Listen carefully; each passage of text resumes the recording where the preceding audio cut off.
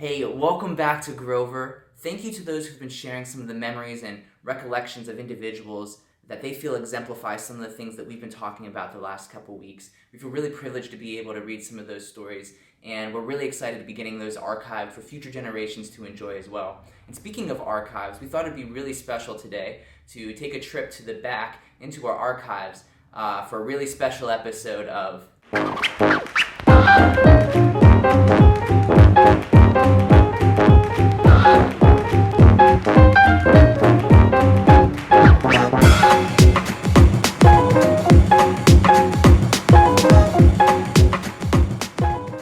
Welcome to our archives, and honestly, I can't think of a more perfect place to be than right here to talk about today's topic of ingenuity. This idea of being innovative or inventive to solve a problem or to meet a challenge. And the reason that we wanted to do it right here in our archives is because if these artifacts in here could talk, they would have so many stories to tell about the problems that they helped their previous owners solve. Of course, today we're going to be spending a little bit of time on one particular artifact and one particular person.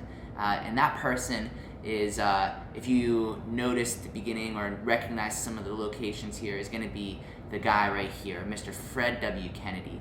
Mr. Kennedy was born in Shelbyville in 1870s, and he ended up going to business school for a few years and came back and began working at the family grist mill with his father, George Kennedy, at Star Mill.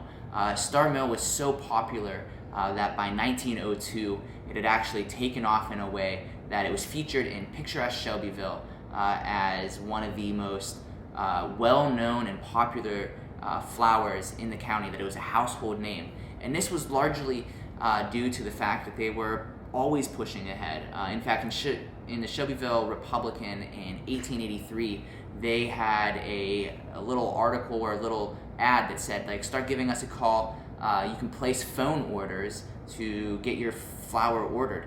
Something that wasn't being done really at that time. And so they were always trying to figure out ways to solve problems, and no doubt this is the background that Mr. Kennedy grew up around and was influenced by.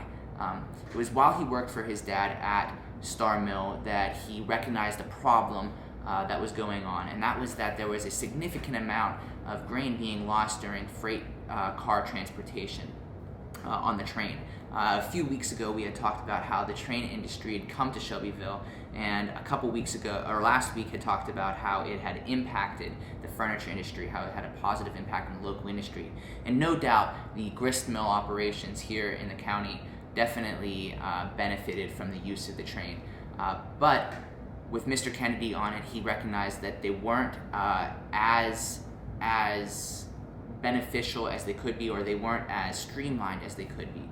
And so the idea that he came up with, the idea that he conceived, was to line the boxcars in a way that the grain wouldn't fall out from the cracks and crevices as it went down a rickety track. As practical as this idea was, and as needed as it was, he couldn't get any investors in it. He couldn't get any people to buy into the idea. Nevertheless, he was not deterred by this in the least.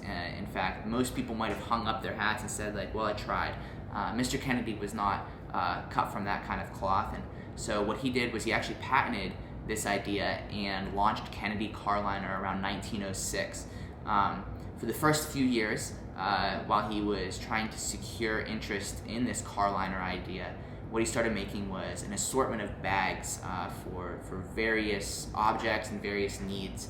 But once he was able to secure the buyers for the car lining industry, that's when things really took off. In fact, he was able to open with 30 employees, and then in a short period of time, in 1916, so from 1906 to 1916, was able to expand his operation.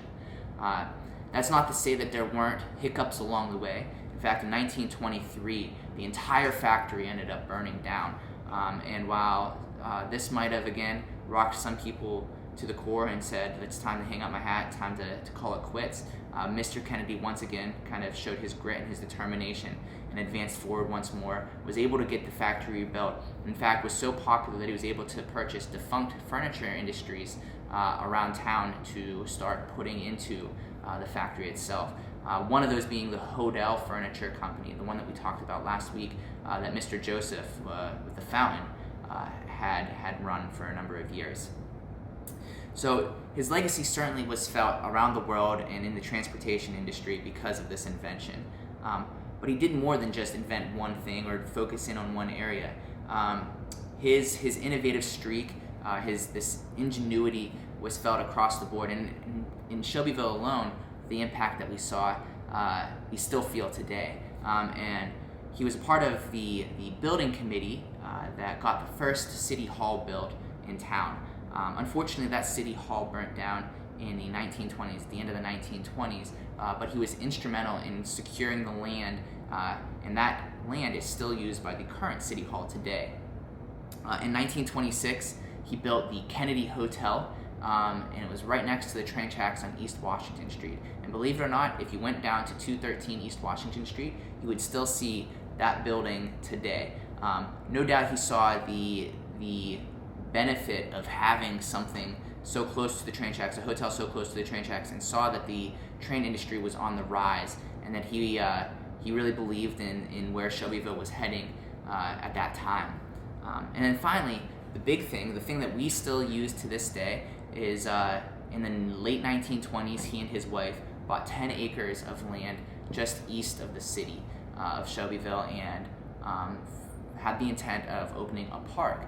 He donated that property to the city, and that brings me to today's object.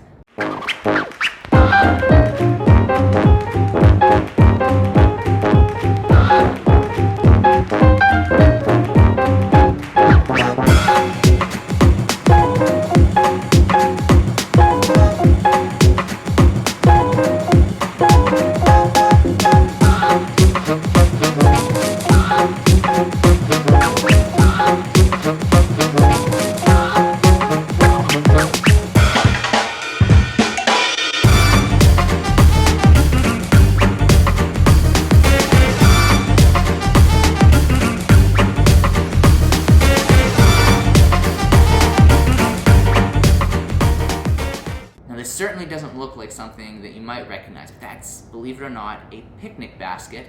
And how you would use that is you would attach it to the back of your car.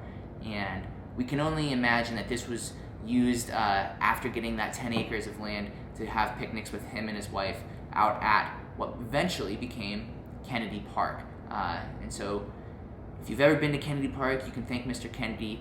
He was the one that made that whole thing possible. So now I want to hear from you guys. Tell me a little bit about the memories that you have of something that was innovative or creative that came out of Shelbyville or Shelby County, and leave it in the comments below. Next week we're going to be talking about creativity. So while similar with innovativeness, it's going to be more towards the arts this time. And I think you're going to really enjoy next week's topic. Once again, thank you for tuning in to today's characters in the collection. I hope you guys enjoyed it, and stay safe, stay healthy, and we'll see you next week. Bye.